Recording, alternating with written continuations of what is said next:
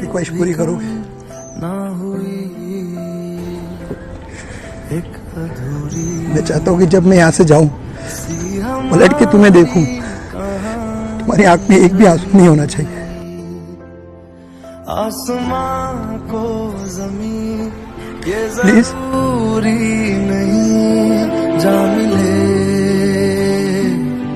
जा मिले। तुम हमेशा बोलते थे ना कि तुम्हारे पास बहुत कम वक्त है, लेकिन मैं हमेशा बोलती थी कि तुम्हें कभी कुछ नहीं होगा, और आज देखो हम 2 साल बाद भी साथ हैं। मंजिलें रंग थे, नूर था जब करीब तू था, एक जन्नत सा था